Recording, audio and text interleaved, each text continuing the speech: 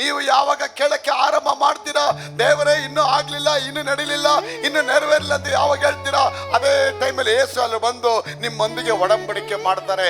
ಒಡಂಬಡಿಕೆ ಯಾವಾಗ ಆಗತ್ತೆ? when covenant comes, the blood comes. when blood seals, God open the supernatural door.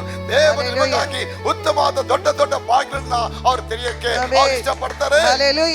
ಸೈತಾನ್ ರಾಜ್ಯ ಗಡಗಡ ಗಡಗಡ ಅಂತ ನಡಗತ್ತೆ. ಟೆರಿಫೈಸ್ ದ ಕಿಂಗ್ಡಮ್ ಆಫ್ ಹೆಲ್. ಯಾಕೆ? ಆ ರಕ್ತ ಯಾವಾಗ ಬರುತ್ತೆ, ಯೇಸು ರಕ್ತಕ್ಕೆ ಜಯ ಅಂತ ಹೇಳ್ಬೇಕಾದ್ರೆ ಅಲ್ಲಿ ದೊಡ್ಡ ಕಾರ್ಯ ಆಗತ್ತೆ. I can bring my glory into that blood, the ordinary lamp. ಆಗ ಅದೇನು ಹೇಳ್ತಾರೆ, ಹಳೆ ಒಡಂಬಡಿಕೆಯಲ್ಲಿ ಆ ಸಾಧಾರಣವಾದ ಕುರಿಮರಿಯ ರಕ್ತದಲ್ಲೇ ಇಷ್ಟು ಮಹಿಮೆ ಇರೋದಾದ್ರೆ ಕಲ್ವಾರಿಯಲ್ಲಿ ಸುರಿಸಿದ ಆ ಯೇಸು ರಕ್ತದಲ್ಲಿ ಎಷ್ಟು ಮಹಿಮೆ ಇರಬೇಕು. ಯೋಬು ಆಸ್ತಿ ಕಳ್ಕೊಂಡ, 10 ಮಕ್ಕಳು ಸತ್ತೋದ್ರು, 8 ಮನೆ ಬಿಟ್ಟೋದ್ರು, ಆರೋಗ್ಯ ಕಳ್ಕೊಂಡ, ಎಲ್ಲ ಕಳ್ಕೊಂಡ. ಅದು ಒಂದು ಮಾತ್ರ ಕಳ್ಕೊಂಡ ಕುಮಾರಸ್ವಾಮಿ ಅವರೇ. ಏನ್ ಗೊತ್ತಾ? ದೇವರೊಂದಿಗಿದ್ದಂತ ಆ ಕವರೆಂಟ್, ಆ ಒಡಂಬಡಿಕೆನ ಅವನ್ ಬಿಡ್ಲಿಲ್ಲ. ಅದಕ್ಕೆ ದೇವರು ಹೇಳುತ್ತಾರೆ, ವಾಕ್ಯ ಹೇಳುತ್ತೆ, ಯೋಬು 42:10 ಹೇಳುತ್ತೆ, ದೇವರು ಯೋಬನ ಜೀವನವನ್ನ ಮೊದಲ ಸ್ಥಿತಿಗಿಂತಲೂ ಅವನ ಸ್ಥಿತಿಯನ್ನ 2ರಷ್ಟಾಗಿ ಅವನನ್ನ ಆಶೀರ್ವಾದ ಮಾಡಿದ್ರು. ಪೇತ್ರ ಹೇಳ್ತಾನೆ, he was winding up all the things. He was winding up his net to go back to another business. But the Lord said, no. I want to come and bless you. ನಾನು ಬರ್ತೀನಿ, ಬಲೆಗಳು ತೊಳಿಬೇಡ, ನೀನು ಬಲೆ ಹತ್ರ ಬರ್ತೀನಿ ಅಂತ ಹೇಳಿ ಏನು ಮಾಡಿದ್ರು, ಅಲ್ಲಿ ಒಂದು ಹಾರ್ವೆಸ್ಟ್ ರೆಡಿ ಮಾಡಿದ್ರು. ಹೇಗೆ ರೆಡಿ ಮಾಡಿದ್ರು? ಅವನ ಹಿಂಗೆ ಕೂತ್ಕೊ, ನೀನು ಹಿಂಗೆ ನೀರ್ ಮೇಲೆ ಹೋಗೋಣ ಅಂತ ಹೇಳ್ತಾರೆ. ಹಿಂಗೆ ನೀರ್ ಮೇಲೆ ಹೋಗೋಣ. ಅವ್ನು ಹೇಳ್ತಾನೆ, ಆಲ್ರೆಡಿ ನೀರ್ ಮೇಲೆ ಇದ್ದಾನೆ ಬಂದಿದ್ದೀನಿ, ರಾತ್ರಿ ಎಲ್ಲ ಒಂದು ಮೀನು ಸಿಕ್ಕಿಲ್ಲ. ತಿರ್ಗಿ ಅದೇ ನೀರ್ ಮೇಲೆ ಎಲ್ಲ ಹೋಗೋದು, ಮೀನು ಸಿಗೋದೇ ರಾತ್ರಿ ಹೊತ್ತು. ಇವಾಗ ಮಧ್ಯಾಹ್ನ 12 ಗಂಟೆ, ಮಧ್ಯಾಹ್ನ 12 ಗಂಟೆ, ಬೆಳಗಿನ ಜಾವದಲ್ಲಿ ಮೀನು ಎಲ್ಲಿಂದ ಸಿಗುತ್ತೆ? ಅದಕ್ಕೆ ಅಪ್ಪ ಹೇಳ್ತಾರೆ, ಮೀನು ಇಟ್ಟವನೇ ನಾನು ಕಣೋ, ಸಮುದ್ರ ಮಾಡ್ದವನೇ ನಾನು ಕಣೋ, ನಾನು ನಿನ್ನ ಜೊತೆ ಬರ್ತೀನಿ. ಇಷ್ಟು ದಿನ ನೀ ಸಮುದ್ರದ ಮೇಲೆ ಹೋದೆ, ಬಟ್ ನೀನೇನ್ ಮಾಡ್ದೆ? ನೀನು ನನ್ನ ಜೊತೆ ಇಲ್ಲದೆ ಹೋದೆ, ಒಬ್ಬಂಟಿಗನಾಗಿ ಹೋದೆ, ಏನಿಲ್ದವನಾಗಿ ಹೋದೆ. ಈಗ ನೀನ್ ನನ್ನೊಂದಿಗೆ ಏನ್ ಮಾಡ್ಕೊಂತಿದ್ಯಾ? ಕವನೆಂಟ್, ಒಡಂಬಡಿಕೆ ಮಾಡ್ಕೊಂಡು. ಆ ಒಡಂಬಡಿಕೆ ಆಶೀರ್ವಾದನ ತರತೆ.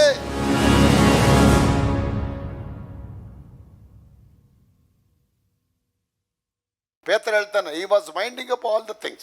He was winding up his nets to go back to another business. But the Lord said, no. I want to come and bless you. ನಾನು ಬರ್ತೀನಿ, ಬಲೆಗಳು ತೊಳಿಬೇಡ, ನೀನು ಬಲೆ ಹತ್ರ ಬರ್ತೀನಿ ಅಂತ ಹೇಳಿ ಏನು ಮಾಡಿದ್ರು, ಅಲ್ಲಿ ಒಂದು ಹಾರ್ವೆಸ್ಟ್ ರೆಡಿ ಮಾಡಿದ್ರು. ಹೇಗೆ ರೆಡಿ ಮಾಡಿದ್ರು? ಅವನ ದೋಣಿಯು ಮೀನುಗಳಿಂದ ತುಂಬಿ ಹೋಗುವ ಹಾಗೆ. How was the blessing? The net was tearing and the boat was sinking. ಆ ಬಲೆಯು ಹರಿಯುವಾಗಾಯಿತು, ದೋಣಿ ಹೇಳಿ ಎಲ್ಲರೂ, ಬಲೆಯು ಹರಿಯುವಾಗಾಯಿತು, ದೋಣಿಯು ಮುಳುಗುವಾಗಾಯಿತು. ಯಾಕೆ ಮುಳುಗ್ತು ದೋಣಿ? ಮೀನು ಓವರ್ಲೋಡ್ ಆಗೋಯ್ತು. 5 ಟನ್ ಹಾಕೋ ಮೀನು ಒಂದೇ ಸತಿ 50 ಟನ್ ಆಗೋಯ್ತು. 50 ಟನ್ ಇದ್ರೆ ಇರತ್ತಾ? ಒಂದು ಲಾರಿಲಿ 15 ಟನ್ ಹಾಕೊಂಡ್ರೆ ಪರವಾಗಿಲ್ಲ, ಲಾರಿ ಓಡತ್ತೆ, 16 ವೀಲ್ ಟೈರ್ದು. ಅದೇ 15 ಟನ್ ಹಾಕೋ ಕಡೆ 60 ಟನ್ ಹಾಕಿದ್ರೆ ಎಲ್ಲ ಟೈರ್ ಪಚ್ಚ ಹೊಡೆದೋಗ್ಬಿಡತ್ತೆ. ಅದೇ ರೀತಿ ಇದು ಮುಳುಗೋ ಆಗಾಯ್ತು. ದೇವ್ರ ಬ್ಲೆಸ್ಸಿಂಗ್ ಹೆಂಗಂದ್ರೆ ನಿಮ್ನ ನೀರಲ್ಲಿ ಮುಳುಗಿಸ್ಬಿಡ್ತಾರೆ ಆಶೀರ್ವಾದದಲ್ಲಿ. So what is the core secret of that blessing? What is the core secret of that harvest? What is the core secret of overflow of fish, my people of God? The thing is, he saw that boat in the hand of the Lord. ದೇವ್ರ ಸನ್ನಿಧಾನದಲ್ಲಿ ಆ ದೋಣಿಯನ್ನ ಎರವಾಗಿ ಅವನು ಕೊಟ್ಟ ಅಂತ ಹೇಳುತ್ತೆ. ದೋಣಿಯನ್ನ ಬಾಡಿಗೆ.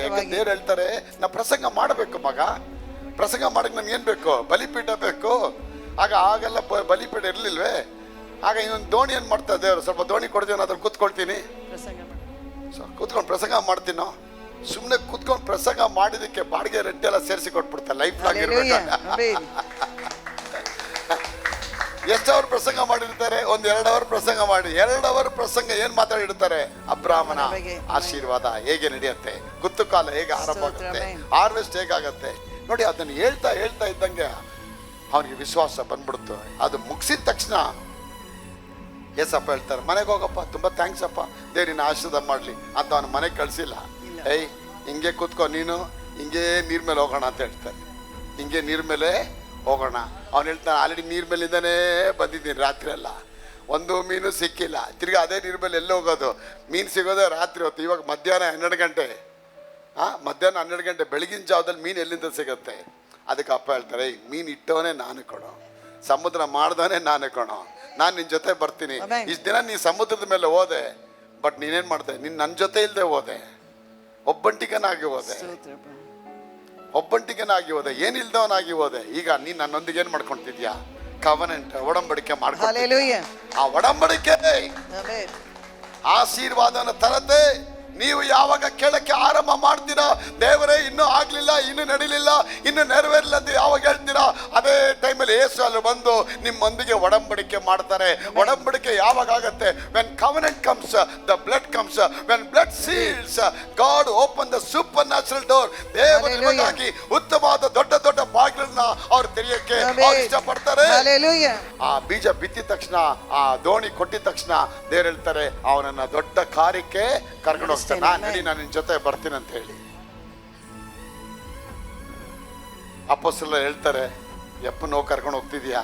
ರಾತ್ರಿ ನಿಂಗೆ ಮೀನ್ಸ್ ಅವನು ಹೇಳ್ತಾನೆ, ರಾತ್ರಿ ಎಲ್ಲ ಕಷ್ಟಪಟ್ಟಿದ್ದಿ, ಒಂದೇ ಒಂದು ಮೀನು ಸಿಕ್ಕಲಿಲ್ಲ, ಆದರೆ ನಿನ್ನ ಮಾತಿನ ಮೇಲೆ ಆ ಬಲೆಗಳನ್ನ ಹಾಕುತ್ತೇವೆ. ಹೇಳಿ ದೇವರಿಗೆ, ನಿನ್ನ ಮಾತಿನ ಮೇಲೆ, ನಿನ್ನ ಮಾತಿನ ಮೇರೆಗೆ ಬಲೆಗಳನ್ನ ಹಾಕುತ್ತೇವೆ. ಹೇಳಿ, ಯೇಸುವಿಗೆ ಮಹಿಮೆ, ಯೇಸುವಿಗೆ ಮಹಿಮೆ, ಯೇಸುವಿಗೆ ಮಹಿಮೆ, ಯೇಸುವಿಗೆ ಮಹಿಮೆ. Hallelujah, hallelujah. ಚಪ್ಪಾಳೆ.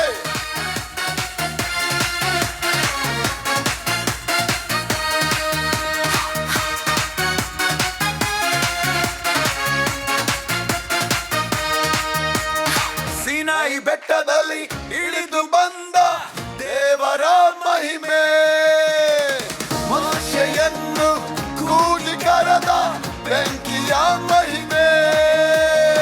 ಸೀನಾಯಿ ಬೆಟ್ಟದಲ್ಲಿ ಇಳಿದು ಬಂದ ದೇವರ ಮಹಿಮೆ.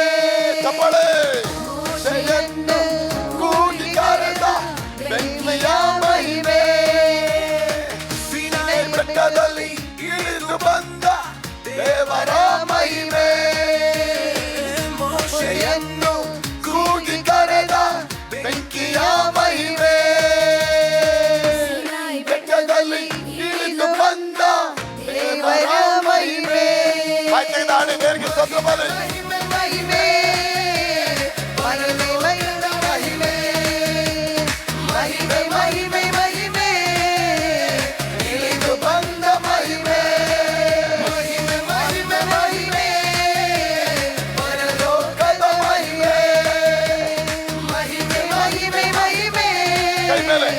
ಇದು ಬಂದ ಮಹಿಮೆ.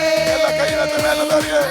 ಮಹಿಮೆ ಪರಲೋಕದ ಮಹಿಮೆ, ಮಹಿಮೆ ಮಹಿಮೆ ಮಹಿಮೆ ಇದು ಬಂದ ಮಹಿಮೆ. ಮಹಿಮೆ ಮಹಿಮೆ ಮಹಿಮೆ ಪರಲೋಕದ ಮಹಿಮೆ, ಮಹಿಮೆ ಮಹಿಮೆ ಮಹಿಮೆ ಇದು ಬಂದ ಮಹಿಮೆ. ಚಪ್ಪಳೆ ಬರಲಿ. ಯಾಕೆ ಮಹಿಮೆ ಬಂತು? ಆ ಮಿರಕಲ್ ಆಗೋಕೆ, ಹಲ್ಲೆಲೂಯಾ. ಆ ಮೀನುಗಳೆಲ್ಲ ಬರ್ಬೇಕೆ. ಏಸಪ್ಪ ಯಾವಾಗ ನೀರ್ ಮೇಲೆ ಹೋಗ್ತಾರೆ, ಪರಲೋಕದ ಮಹಿಮೆ ಇಳಿಯತ್ತೆ. ಇಳಿದ್ಬಿಟ್ಟು ಒಳಗೆ ಹಂಗೇ ಕೈ ಹಾಕಿ ಎಲ್ಲ ಮೀನುಗಳು ಪೇತ್ರತ ಬರಕ್ಕೆ ಆರಂಭ ಆಗತ್ತೆ. ಹಲ್ಲೆಲೂಯಾ. ಅದಕ್ಕೆ ಆ ಬಲೆಯು ಹರಿಯುವಾಗ ಆಯ್ತು, ದೋಣಿ ಮುಳುಗುವಾಗ ಆಯ್ತು. ಅದಕ್ಕೆ ನಿಮ್ಮ ಜೀವನದಲ್ಲಿ ದೇವರು ಎಕ್ಸ್ಟ್ರಾರ್ಡಿನರಿ ಆಶೀರ್ವಾದಗಳನ್ನ ತರಕ್ಕೆ ಇಷ್ಟಪಡ್ತಾರೆ. ಹಲ್ಲೆಲೂಯಾ. ಕುತೂಹಲ ಅಂದ್ರೆ ನಿಮ್ಮ ಬೀಜ ಅನ್ನೋದು ತುಂಬಾ ಮುಖ್ಯ. ಸರಫ್ತಾ ವಿಧವೆ ಆ ರೊಟ್ಟಿಯೊಳು ಮಾಡ್ಕೊಡ್ಲಿಲ್ಲ ಅಂದ್ರೆ ಇವತ್ತು ನಾವು ಚರಿತ್ರೆ ಓದಕ್ ಆಗ್ತಿರ್ಲಿಲ್ಲ. ಚಿಕ್ಕ ಬಾಲಕ 2 ಮೀನು 5 ರೊಟ್ಟಿಯನ್ನ ಯೇಸುವಿನ ಪಾದಕ್ಕೆ ಅವನು ಕೈಗೆ ಕೊಡ್ಲಿಲ್ಲ ಅಂದಿದ್ರೆ ಇವತ್ತು ಆ ಚಾಪ್ಟರ್ ಇರ್ತಿರ್ಲಿಲ್ಲ. ಇವತ್ತು ಆ ಚಾಪ್ಟರ್ ಯಾಕೆ ಬಂತು ಅಂದ್ರೆ ಅವ್ರು ಕೊಡತಕ್ಕದ್ದು ಅವ್ರಿಗೆ ಅಲ್ಪವಾಗಿದ್ರು ಕೂಡ ದೇವ್ರಿಗೆ ಅದು ಘನವಾಗಿರುತ್ತೆ. ಅದನ್ನ ಅವ್ರಿಗೆ ಅಲ್ಪವಾಗಿರ್ಬೋದು, ಇದೇ ರೊಟ್ಟಿ ನೀವು ಹೇಳ್ಬೋದು, ಬೇರೆ 500 ರೂಪಾಯಿ ಹಾಕ್ತೀನಿ ಪಾಸ್ಟ್ರೆ, ಬೇರೆ ಇರೋದೇ 1,500 ರೂಪಾಯಿ, ಬೇರೋದೇ 50 ರೂಪಾಯಿ ಪಾಸ್ಟ್ರೆ, ನಿನಗೆ 50 ಆಗಿರ್ಬೋದು, ಆದರೆ ದೇವ್ರಿಗೆ ಅದು 5 ಕೋಟಿ ಆಗಿರುತ್ತೆ. ಅದು ಅಲ್ವಾ? ನಿಮ್ಗೆ 5 ಬೀಜ ಆಗಿರ್ಬೋದು, ಅಯ್ಯೋ ಬ್ರದರ್ 5 ಬೀಜ ಆಗ್ತೇನೆ, ಅದು ಮಾವಿನಕಾಯಿ ಬೀಜ ಇರ್ಬೋದು. ಅದು ದೇವ್ರ ಆ ಮಾವಿನಕಾಯಿ 5 ಬೀಜ ಹಾಕ್ಬೇಕಾದ್ರೆ 1 ಬೀಜ ಒಳಗೆ ಹೋಗಿದ ತಕ್ಷಣ ಕೇರನವ್ರೆ ಅದು ಮರವಾಗಿ ಬಂದ್ಮೇಲೆ ಎಷ್ಟು 1000 ಮರಗಳು ಹಣ್ಣುಗಳು ಬರುತ್ತೆ ಅನ್ನೋದು ಆಗ್ಲೇ ದೇವ್ರ ಲೆಕ್ಕ ಹಾಕ್ಬಿಡ್ತಾರೆ. 5 ಬೀಜ ನೀ ಕೊಡ್ತಾ ಇದ್ದೀರಾ, ಆದ್ರೆ 5 ಮಾವಿನ ಮರ ಬರಬೇಕಾದ್ರೆ 5 ಮಾವಿನ ಮರ ಕುತುಕಾಲಗಳು ಬಂದಾಗ ಆ ಮರಗಳಲ್ಲಿ ಸುಗ್ಗಿ ಕಾಲದ ಬಗ್ಗೆ ದೇವರು ಸೀಸನ್ ಆಫ್ಟರ್ ಸೀಸನ್ 1000 ಅಲ್ಲ 10,000 20,000 ಮಾವಿನ ಹಣ್ಣುಗಳು ಬರುತ್ತಲ್ಲ, ಆ ಮಾವಿನ ಹಣ್ಣು ಬರೋ ಲೆಕ್ಕ ಆ ಬೀಜ ಕೊಡಬೇಕಾದ್ರೆ ದೇವ್ರ ಲೆಕ್ಕ ಹಾಕ್ಬಿಡ್ತಾರೆ. Amen hallelujah. ಅದಕ್ಕೆ ನೀ ಕೊಡೋ ಬೀಜ ಬಂದು ಪ್ರಾಮುಖ್ಯ, ಅದಕ್ಕೆ ಘನವಾಗಿ ಕೊಡಿ. ಪೇತ್ರ ಹೇಳ್ತಾನೆ, ಪೌಲ್ ಹೇಳ್ತಾರೆ, ಹೇಳಿ ಸ್ವಲ್ಪವಾಗಿ ಬೀಜವನ್ನು ಬಿತ್ತುವನು, ಸ್ವಲ್ಪವಾಗಿ ಬೀಜವನ್ನು ಬಿತ್ತುವನು ಪೈರನ್ನು ಅಧಿಕವಾಗಿ ಸ್ವಲ್ಪವಾಗಿ ಕೊಯ್ಯುತ್ತಾನೆ, ಅಧಿಕವಾಗಿ ಬೀಜವನ್ನು ಬಿತ್ತುವನು ಪೈರನ್ನು ಅಧಿಕವಾಗಿ ಕೊಯ್ಯುತ್ತಾನೆ. ಹಾಗೆ ಎರಡು decision makers. The money is authenticated by it's value. Amen hallelujah. 10 ರೂಪಾಯಿ ಅಂದ್ರೆ ಅದಕ್ಕೆ ಬೆಲೆ ಇದೆ. 10,000 ರೂಪಾಯಿ ಅಂದ್ರೆ ಅದಕ್ಕೊಂದು ಬೆಲೆ ಇದೆ. ನೋಟ್ ಮಾತ್ರ ಕಾಣ್ಬೋದು, ಆದ್ರೆ ಅದ್ರಲ್ಲಿ ಎಷ್ಟೋ ಸಾವಿರಗಟ್ಟಲೆ ವಸ್ತುಗಳು ನಮ್ಗೆ ಬಂದ್ಬಿಡುತ್ತೆ. ಅದೇ ರೀತಿ ನಿಮ್ಮ ಲೈಫಲ್ಲಿ ನೀವು ದೇವರಿಗೆ ಕೊಡತಕ್ಕ ಬೆಲೆ ಅಧಿಕವಾಗಿ ಹೋದ್ರೆ, ನಾನು ಹೇಳ್ತೇನೆ, ದೇವರು ಅದರಲ್ಲಿ ಒಂದು ದೊಡ್ಡ ಆಶೀರ್ವಾದ ನಿಮ್ಮ ಜೀವನದಲ್ಲಿ ತರ್ತಾರೆ. ಕಾಲ ಅಂದ್ರೇನು? ಈ ಪಸ್ಕಾ ಹಬ್ಬ ಆಚರಿಸ್ತಾ ಇದ್ದೇವೆ. ಈ ಪಸ್ಕಾ ಹಬ್ಬದಲ್ಲಿ 430 ವರ್ಷ ಬಂಧನದಲ್ಲಿದ್ದ ಮಕ್ಕಳಿಗೆ ಹೇಳಿದ್ರೆ, ನಾನು ಬರ್ತೀನಿ, ಬಿಡುಗಡೆ ಮಾಡ್ತೀನಿ. ಆದ್ರೆ ಬಿಡುಗಡೆ ಮಾಡಕ್ಕೆ ಒಂದು ದಿನ ಗೊತ್ತು ಮಾಡ್ತೇನೆ. ಆ ಒಂದೇ ದಿನ ಗೊತ್ತು ಮಾಡದೆ ಪಸ್ಕಾ ಹಬ್ಬ ಅಂದ್ರೆ ಯೇಸು ಕ್ರಿಸ್ತನ ಮರಣ, ಅವ್ರ ರಕ್ತವನ್ನ ದೇವರು ಇಂಟ್ರೊಡ್ಯೂಸ್ ಮಾಡ್ತಾರೆ ಪ್ರಪಂಚಕ್ಕೆ. ಒಂದು ದಿನ ಒಂದು ಗೊತ್ತು ಮಾಡ್ತಾರೆ. ಎಲ್ಲಾ ಮಾಸಗಳಲ್ಲಿ ಇದೇ ನಿಮಗೆ ಮೊದಲ ಮಾಸ ಆಗಿರ್ಬೇಕು. ಏಪ್ರಿಲ್ ತಿಂಗಳು ಹೇಳ್ತಾರೆ. ಅವಾಗ ಏಪ್ರಿಲ್ ತಿಂಗಳು ಯಾವಾಗ ಜನರಿಗೆ ಐಗುಪ್ತ ದೇಶದಲ್ಲಿ ಅವ್ರು ಹೇಳ್ತಾ ಇದ್ರು ಏಪ್ರಿಲ್ ತಿಂಗಳು ಇದ್ದಾರೆ, ಇಲ್ಲ ಇದು ಏಪ್ರಿಲ್ ತಿಂಗಳು ಬೇಡ, ಇದು ನನಗೆ ಜನವರಿ ತಿಂಗಳು ಅಂತ ಹೇಳ್ತಾರೆ. ಆ ಕ್ಯಾಲೆಂಡರ್ ಬೇಡ ನನಗೆ. ನಾನು 2 ಕ್ಯಾಲೆಂಡರ್ ಇದೆ, ಒಂದು ಗ್ರೆಗೋರಿಯನ್ ಕ್ಯಾಲೆಂಡರ್, ಇನ್ನೊಂದು ಲೂನಾರ್ ಕ್ಯಾಲೆಂಡರ್. ಗ್ರೆಗೋರಿಯನ್ ಕ್ಯಾಲೆಂಡರ್ ಅದು ಬಂದು ಸೂರ್ಯ ಉದಯದಿಂದ ಆರಂಭ ಆಗುತ್ತೆ. ಲೂನಾರ್ ಕ್ಯಾಲೆಂಡರು ಸೂರ್ಯ ಅಸ್ತಮಾನದಿಂದ ಆರಂಭ ಆಗುತ್ತೆ. ಯಹೂದ್ರಿಗೆಲ್ಲ ಸಾಯಂಕಾಲ ಬಂದು ಬೆಳಗಿನ ಜಾವ ಇದ್ದಂಗೆ. ನಮ್ಮ ಏಷ್ಯನ್ ಪೀಪಲ್ಗೆಲ್ಲ ಬೆಳಗ್ಗೆ ಸೂರ್ಯ ಹುಡ್ತಾ ಇವತ್ತು ಹೊಸ ದಿನ ಮಾರಾಯ, ಇವತ್ತು ಹೊಸ ತಿಂಗಳು ಅಂತ ಹೇಳ್ತೀವಿ. ಆದರೆ ಇಸ್ರಾಯೇಲ್ ಜನಕ್ಕೆ ನೆನ್ನೆನೇ ಹೊಸ ದಿನ ಆಗೋಯ್ತು ಸಾಯಂಕಾಲನೇ. ಹಾಗೆ ಯಾಕೆ ಲೂನಾರ್ ತಿಂಗಳು ತೊಗೊಂಡ್ರು ದೇವರು? ಲೂನಾರ್ ತಿಂಗಳು ಅಂದರೆ ದೇವ್ರು ಹೇಳ್ತಾರೆ, ಅದು ನನ್ನ ಮಾಸ, ನಾನು ಏರ್ಪಡಿಸಿರೋ ಮಾಸ. ಅದು ಎಲ್ಲ ಮಾಸಗಳು ನಿಮ್ಗೆ ಇದು ಮೊದಲೇ ಮಾಸ ಆಗಿರಬೇಕು. 10ನೇ ದಿನದಲ್ಲಿ ನೀವು ಹೋಗಿ ಕುರಿಗಳನ್ನ ತಂದು ಅದನ್ನು 4 ದಿನ ನಿಮ್ಮ ಮನೇಲಿ ಇಟ್ಕೊಂಡು ಆ 4ನೇ ದಿನದ 14ನೇ ದಿನದ ಸಂಜೆ ವೇಳೆಯಲ್ಲಿ ಆ ಕುರಿಯನ್ನ ನೀವು ಅದನ್ನು ಕಡಿಬೇಕು ಅಂತ ಹೇಳ್ತಾರೆ. ಸಂಜೆ ದಿನ, that is the early morning. ದೇವ್ರಿಗೆ ಸ್ತೋತ್ರ. ಅದಕ್ಕೆ ಅರ್ಲಿ ಮಾರ್ನಿಂಗ್ ಜೀಸಸ್ಸು ಆ ಗೆಸ್ತೇಮನೆ ತೋಟದಲ್ಲಿ ಹೋದಾಗ ಆ ಊಟಗಳು ಮಾಡಿ ಪಸ್ಕಾ ಹಬ್ಬ ಆಚರಿಸಿ ಗೆಸ್ತೇಮನೆ ತೋಟದಲ್ಲಿ ಪ್ರಾರ್ಥನೆ ಮಾಡಬೇಕಾದ್ರೆ ಅಲ್ಲಿ ಬಂದು ಹಿಡಿಯಲ್ಪಡ್ತಾರೆ. ಕುರಿ ಹಿಡಿತಾರೆ, ಅವರು ತೊಗೊಂಡೋಗ್ತಾರೆ ಪಸ್ಕಾ ಕುರಿ ಕಡಿಯೋಕ್ಕೆ. ನೋಡಿದ್ರ ನನ್ನ ಪ್ರಿಯ ಮಕ್ಕಳೇ, ಅದೇ ರೀತಿನೇ ದೇವ್ರು ಹೇಳ್ತಾರೆ, ಒಂದೊಂದು ಮನೆಗಳಿಗೂ ಕುರಿ ಬಂತು, ಒಂದೊಂದು ಮನೆಗಳು ಕುರಿ ಬಂತು, ಒಂದೊಂದು ಮನೇಲಿ ಕುರಿ ಕಡಿದ್ರು. ಕುರಿ ಕಡ್ದ ರಕ್ತ ಏನು ಮಾಡಿದ್ರು? ಆ ರಕ್ತವನ್ನ ಮನೆ ಬಾಗಿಲುಗಳ ಮೇಲೆ ಹಾಕಿದ. ರಕ್ತ ಎಷ್ಟು ವಿಶೇಷವಾದ ಗೊತ್ತಾ? ಬ್ಲಡ್, ಯೇಸು ರಕ್ತದಲ್ಲಿ ಎಷ್ಟು ಮಾನ್ಯತೆ ಇದೆ ಗೊತ್ತಾ? ಯೇಸು ರಕ್ತದಲ್ಲಿ ಎಷ್ಟು ಮಹಿಮೆ ಇದೆ ಗೊತ್ತಾ? ಆ ಯೇಸು ರಕ್ತದಲ್ಲಿ ಎಷ್ಟು ಆ ತೇಜಸ್ಸಿದೆ ಗೊತ್ತಾ ನಿಮಗೆ? ಅದು ಜೀವ ರೀ. ಪ್ರತಿಯೊಬ್ಬ ಮನುಷ್ಯನ ಜೀವದಲ್ಲಿರುವ ಪ್ರತಿಯೊಬ್ಬ ಮನುಷ್ಯನಿರುವಂತ ಜೀವ ಅವನ ರಕ್ತದಲ್ಲಿ ಅಡಗಲ್ಪಟ್ಟಿದೆ. The life is in the blood. ಆಗ ರಕ್ತ ಮಾತಾಡತ್ತೆ. ರಕ್ತ ಬಂದು ಪವಿತ್ರ ಶಕ್ತಿ ಇದೆ, ರಕ್ತ ಬಂದು ಬಲ ಇದೆ, ಅದರಲ್ಲಿ ಪರಲೋಕ ಮಹಿಮೆ ಪಡುತ್ತೆ. ಸೈತಾನ್ ರಾಜ್ಯ ಗಡಗಡ ಗಡಗಡ ಅಂತ ನಡಗತ್ತೆ. ಟೆರಿಫೈಸ್ ದ ಕಿಂಗ್ಡಮ್ ಆಫ್ ಹೆಲ್. ಯಾಕೆ? ಆ ರಕ್ತ ಯಾವಾಗ ಬರುತ್ತೆ, ಯೇಸು ರಕ್ತಕ್ಕೆ ಜಯ ಅಂತ ಹೇಳ್ಬೇಕಾದ್ರೆ ಅಲ್ಲಿ ದೊಡ್ಡ ಕಾರ್ಯ ಆಗತ್ತೆ. ಯಾವಾಗ ರಕ್ತ ಜಪಿಸ್ತೀರಾ, ಯಾವಾಗ ರಕ್ತ ಹೇಳ್ತೀರಾ, ಯಾವಾಗ ರಕ್ತ ನುಡಿತೀರಾ, ಯಾವಾಗ ರಕ್ತ ಇದನ್ನ ಮಾಡಕ್ಕೆ ಹೋಗ್ತೀರಾ, ಆ ರಕ್ತ ಬರ್ಬೇಕಾದ್ರೆ ನಿಮಗೆ ಜೀವನದಲ್ಲಿ ಒಂದು ದೊಡ್ಡ ಆಶೀರ್ವಾದ ಉಂಟಾಗುತ್ತೆ. ಏನಂದ್ರೆ ಆ ಯೇಸು ಸ್ವಾಮಿ ಹೇಳ್ತಾರೆ, ಎಲ್ಲಾ ದಿನಗಳಲ್ಲಿ ಎಲ್ಲಾ ಮಾಸಗಳು ನಿಮಗೆ ಮೊದಲನೇ ಮಾಸ ಆಗಿರ್ಬೇಕು. ಇದು 14ನೇ ದಿನದಲ್ಲಿ ನೀವು ರಕ್ತವನ್ನ ಕಡದು ಏನ್ ಮಾಡ್ಬೇಕು? ಕುರಿನ ಕಡದ ರಕ್ತವನ್ನ ಮನೆ ಬಾಗಿಲುಗಳ ಮೇಲೆ ಹಾಕ್ಬೇಕು. ಮನೆ ಬಾಗಿಲ ಮೇಲೆ ಹಾಕಿದಾಗ ಅಲ್ಲೇನ್ ಮಾಡ್ತೀನಿ, ನನ್ನ ದೂತ, ಸನ್ಮಾರ್ಗ ದೂತ ಹೊರಟು ಬರ್ತಾನೆ. ಹಾಗೆ ಮೋಡದಲ್ಲಿ ಹಾಗೇ ಬೆಂಕಿ ತರ ಬರುತ್ತೆ ನೋಡಿ, ಆಕಾಶದಿಂದ ಬೆಂಕಿ ಬಂದಿದೆ, ಇಳಿಯುತ್ತೆ. ಅದು ಇಳಿದು ಅದೇ ಮಧ್ಯರಾತ್ರಿಯಲ್ಲಿ ಒಂದೊಂದು ಮನೆಗಳ ಮೇಲೆ ಎಲ್ಲೆಲ್ಲಿ ರಕ್ತ ಇತ್ತು ಅಲ್ಲಿ ಬೌನ್ಸ್ ಆಗಿ, ಎಲ್ಲೆಲ್ಲಿ ರಕ್ತ ಇರಲ್ಲ ಆ ಮನೆಗಳಲ್ಲಿ ಸಾವಾಗತ್ತೆ. ಮಕ್ಕಳೇ, ಆ ಮನೆಗಳಲ್ಲಿ ಸಾವಾಗತ್ತೆ. 70 ಲಕ್ಷ, 7 ಮಿಲಿಯನ್ ಪೀಪಲ್ ಇರೋದು, 7 ಮಿಲಿಯನ್ ಪೀಪಲ್ ಇದ್ದಾರೆ. ಇಸ್ರಾಯೇಲ್ ಮಕ್ಕಳು 3 ಮಿಲಿಯನ್, ಇವರು 30 ಲಕ್ಷ ಜನ ಇದ್ದಾರೆ. 30 ಲಕ್ಷ ಮನೆಗಳಲ್ಲಿ ಕೂಡ ಸರಸಮ್ಮ ಅವರೇ, ಯಶೋದಮ್ಮ ಅವರೇ, ಮಂಗಳಮ್ಮ ಅವರೇ, ಒಂದೇ ಒಂದು ಬಾಧೆ ಅಲ್ಲಿ ಬರಲಿಲ್ಲ. ರಕ್ತ ನೋಡ್ಬೇಕಾದ್ರೆ ದೇವದೂತ ಅದನ್ನ ದಾಟ್ಕೊಂಡು ಹೋಗ್ಬಿಡ್ತಾನೆ. That is called pass over. ಅದನ್ನ ಪಾಸ್ ಮಾಡ್ಕೊಂಡು ಹೋಗ್ತಾನೆ. ಬೇಡ, ಈ ಮನೆಗೆ ಏನು ಮಾಡೋದು ಬೇಡ. ಯಾಕಂದ್ರೆ ದೇವ್ರು ಬರಬೇಕಾಗಿತ್ತು, ಪಾಪನ ದಂಡಿಸ್ಬೇಕಾಗಿತ್ತು. ಪಾಪಕ್ಕೆ ಶಿಕ್ಷೆ ಕೊಡಬೇಕಾಯ್ತು. ದೇವ್ರ ನಾನು ಇಳಿದು ಬರ್ತೀನಿ, ನಾನು ಇಳಿದು ಬಂದೆ ಬೆಂಕಿ ಆಗಿದ್ದೀನಿ, ನಾನು ಇಳಿದು ಬಂದು ಎಲ್ಲ ಮನೆ ಸುಟ್ಟು ಹೋಗ್ಬಿಡುತ್ತೆ. So what is the substitute? ನನ್ನ ಮಕ್ಕಳು ಉಳಿಸ್ಕೋಬೇಕು, ನನ್ನ ಮಕ್ಕಳು ಉಳಿಸ್ಕೋಬೇಕು. ಏನ್ ಮಾಡಬೇಕು? ಆ ಮನೆ ಮೇಲೆ ನಾನು ರಕ್ತ ಹಾಕ್ತೀನಿ.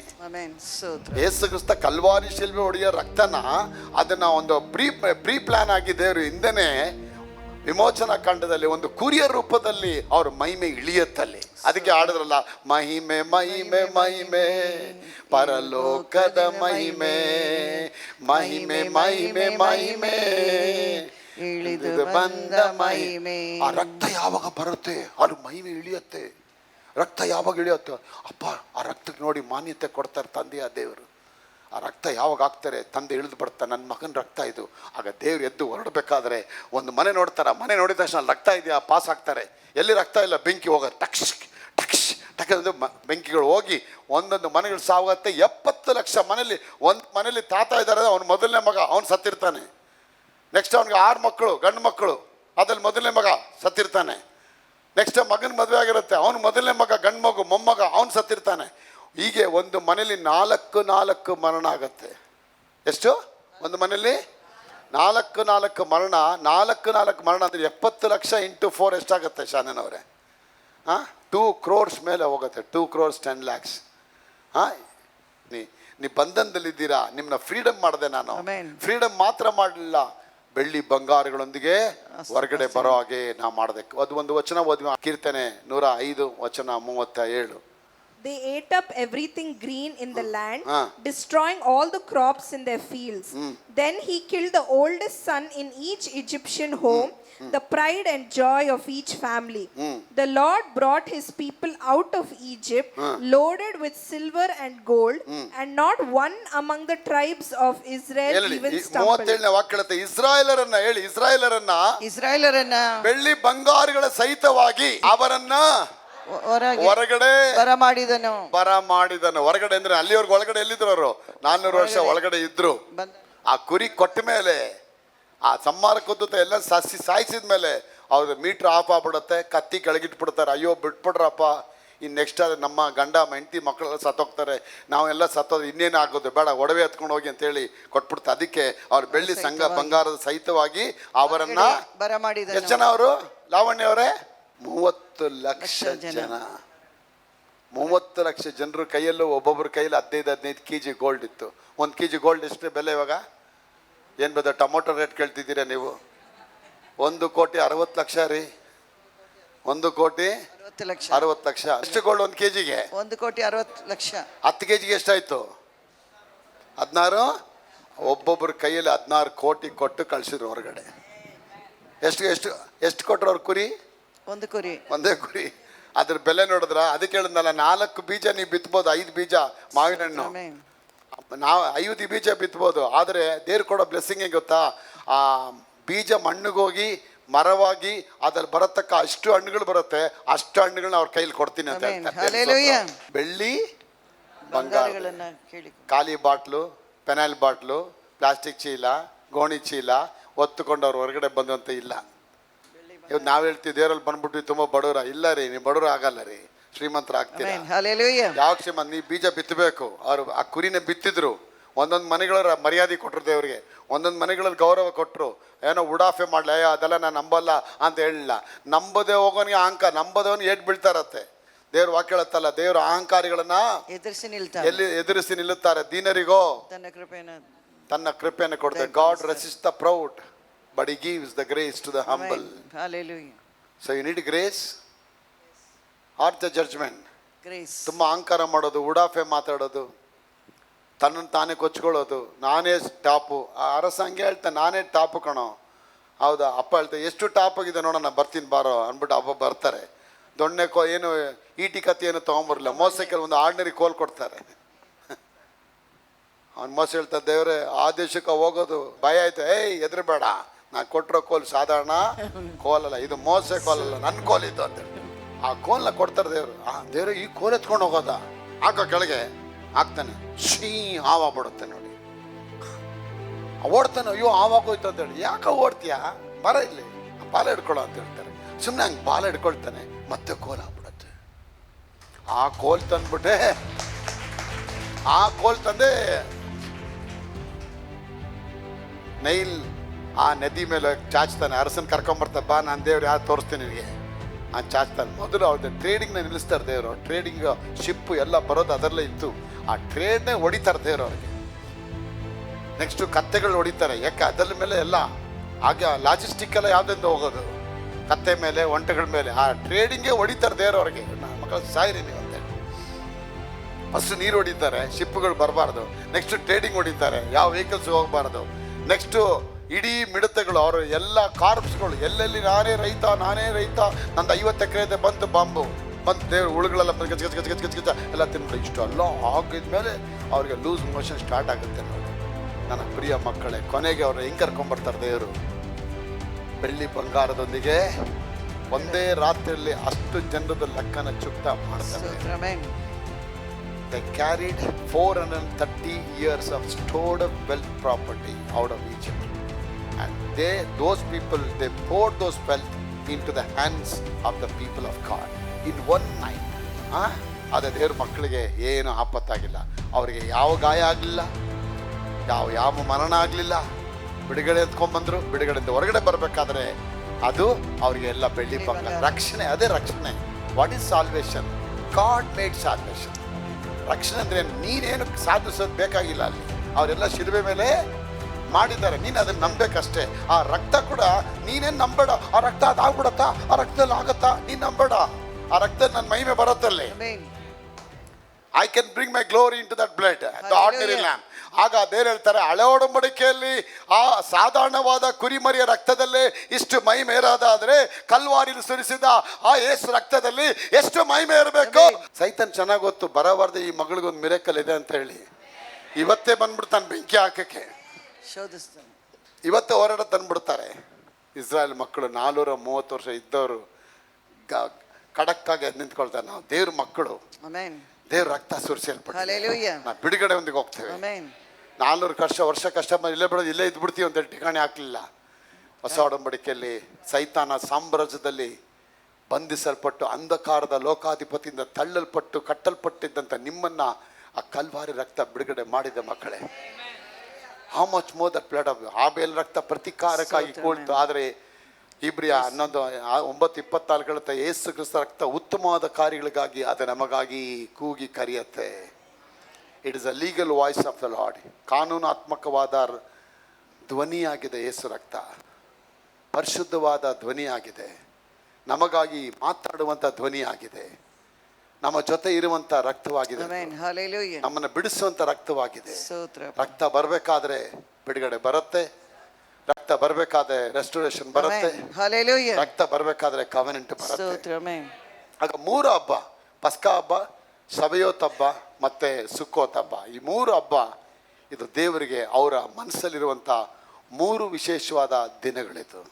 ಆ 3 ದಿನ God will never forget. God want to honour his ಸನ್.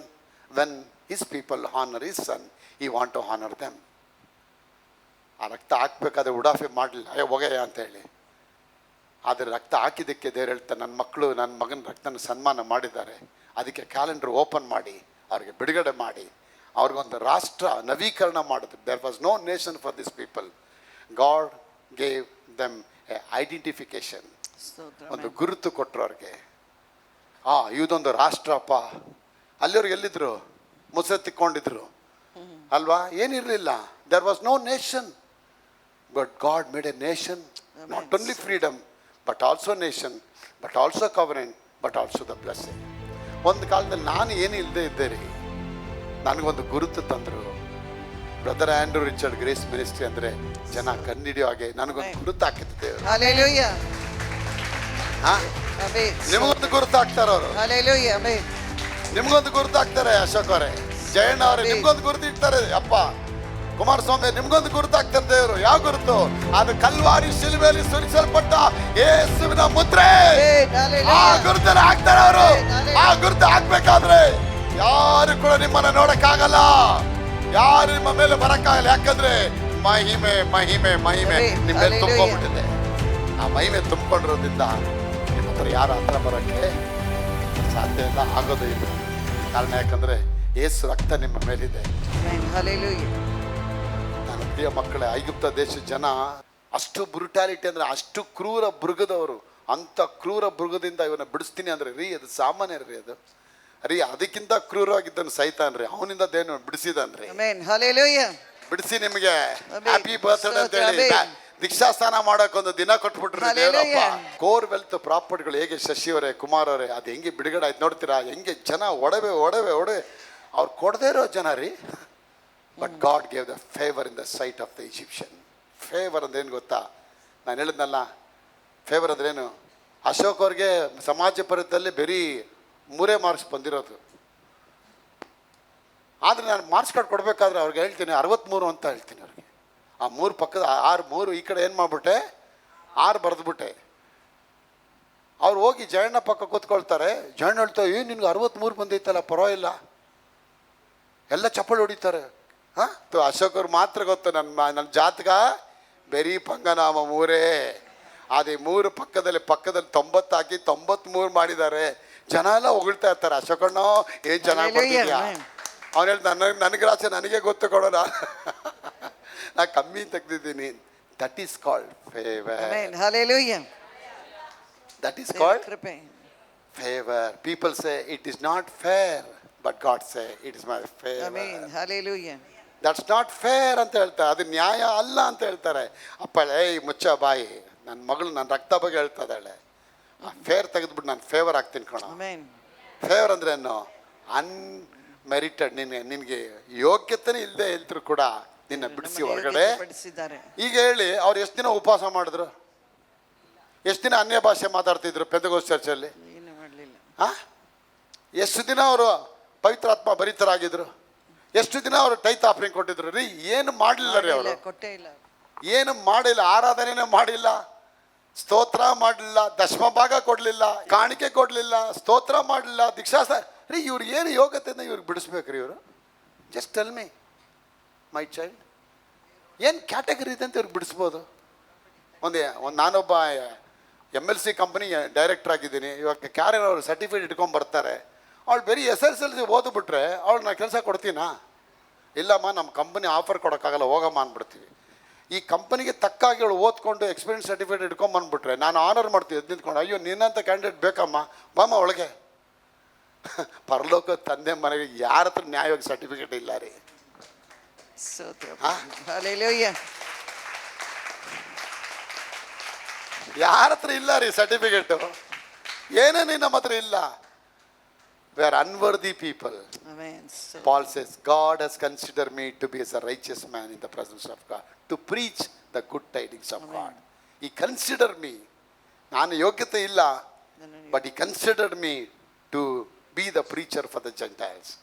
ಅನ್ಯ ಜನಗಳಿಗೆ ಬೆಳಕಾಗಿರುವಂಥ ದೇವರು ಸುವಾರ್ತೆನ ಸಾರುವುದಕ್ಕೆ ನನ್ನನ್ನು ಆತ ತನ್ನ ಹೃದಯದಲ್ಲಿ ನಿರ್ಣಯ ಮಾಡಿಕೊಂಡ. ನನಗೆ ನಿರ್ಣಯ ಮಾಡೋ ಶಕ್ತಿ ಇಲ್ಲ. ಒಳಗಡೆ ಇದ್ದಂಥ ಕವನೆಂಟ್ ಇದೆಯಲ್ಲ, ಅದನ್ನ ಬಿಟ್ಟು ಹೊರಗಡೆ ಹೋಗ್ಬೇಡಿ. ಯೋಬು ಆಸ್ತಿ ಕಳ್ಕೊಂಡ, 10 ಮಕ್ಕಳು ಸತ್ತೋದ್ರು, 8 ಮನೆ ಬಿಟ್ಟು ಹೋದ್ಲು, ಆರೋಗ್ಯ ಕಳ್ಕೊಂಡ, ಎಲ್ಲ ಕಳ್ಕೊಂಡ. ಆದರೆ ಒಂದು ಮಾತ್ರ ಕಳ್ಕೊಳ್ಳ ಕುಮಾರಸ್ವಾಮಿ ಅವರೇ. ಏನು ಗೊತ್ತಾ? ದೇವರೊಂದಿಗಿದ್ದಂಥ ಆ ಕವನೆಂಟ್, ಆ ಒಡಂಬಡಿಕೆನ ಅವನು ಬಿಡಲಿಲ್ಲ. ಅದಕ್ಕೆ ದೇವರು ಹೇಳುತ್ತಾರೆ, ವಾಕ್ಯ ಹೇಳುತ್ತೆ, ಯೋಬು 42:10 ಹೇಳುತ್ತೆ, ದೇವರು ಯೋಬನ ಜೀವನವನ್ನು ಮೊದಲ ಸ್ಥಿತಿಗಿಂತಲೂ ಅವನ ಸ್ಥಿತಿಯನ್ನು 2ರಷ್ಟಾಗಿ ಅವನನ್ನು ಆಶೀರ್ವಾದ ಮಾಡಿದ್ರು. ಚಪ್ಪಾಳೆ ಬರಲಿ. ಅವನು ದೇವರಿಗೆ ನಂಬಿಕಸ್ತ ಆಗಿದ್ದ. ಅದಕ್ಕೆ ಈ ಸಭೆಯಲ್ಲಿ ಬರಬೇಕಾದ್ರೆ ಒಂದು ವೇಳೆ ಹೋರಾಟ ಇರ್ಬೋದು, ಕೇಸ್ ಆಗ್ತಾ ಇರ್ಬೋದು, ಮನೆ ಸೇಲ್ ಆಗದೆ ಇರ್ಬೋದು, ಕಣ್ಣೀರಿರ್ಬೋದು, ಜಗಳಗಳು ಆಗ್ತಿರ್ಬೋದು. Don't worry. ಇದೆಲ್ಲ ಬಂದು ಸಿಂಪ್ಟಮ್ಸು. ಮಲೇರಿಯಾದ ಸಿಂಪ್ಟಮ್ಸ್ಗಳಿವೆಲ್ಲ, ಡೆಂಗೋ ಕಾಯಿಲೆದ ಸಿಂಪ್ಟಮ್ಸ್ಗಳು, ಇದು ಕೋವಿಡ್ದ ಸಿಂಪ್ಟಮ್ಸ್ಗಳು ಇವೆಲ್ಲ. ಆದರೆ ಇದಕ್ಕೊಂದು ಇಂಜೆಕ್ಷನ್ ಇಟ್ಟಿದ್ದಾರೆ. ಆ ಇಂಜೆಕ್ಷನ್ ಗೊತ್ತಾ? ಕರ್ತನ ವಾಕ್ಯ ಮಕ್ಕಳು. ಆ ಕೋಲ್ ತಗೊಂಡೋಗಿ ಏನು ಮಾಡ್ತಾನೆ? ಮೈಟಿ ವಂಡರ್ಸ್ಗಳು, ಅದ್ಭುತಗಳೆಲ್ಲ ಮಾಡ್ಕೊಂಡು ಬರ್ತಾನೆ. ಆಗ ಮೋಸಗೆ ಕೋಲ್ ಕೊಟ್ಟರು. ನಮ್ಗೇನು ಕೊಟ್ಟಿದ್ದಾರೆ ಬೇದ? ನಮಗೆ ಕರ್ತನ ವಾಕ್ಯ ಕೊಟ್ಟಿದ್ದಾರೆ. ಆ ವಾಕ್ಯ ಹಿಡ್ಕೊಂಡು ನೀವು ಹೋಗ್ಬೇಕು. ಇವತ್ತು ಮನೆ is a place where may consider sanctuary ಮಾಡಿ, ಅದರ ಆಲಯ ಮಾಡಿ ಅದ್ಭುತವಾದ ಕಾರ್ಯ ದೇವರಲ್ಲಿ ಕಾರ್ಯ ಮಾಡ್ತಾರೆ. ನಿಮ್ಮ ಜೀವನದಲ್ಲಿ ಇದುವರೆಗೆ ನಡೆಸದೇ ಇರೋಂಥ ಕಾರ್ಯಗಳನ್ನ ದೇವರು ನಡೆಸಿ ಕೊಟ್ಬಿಡ್ತಾರೆ.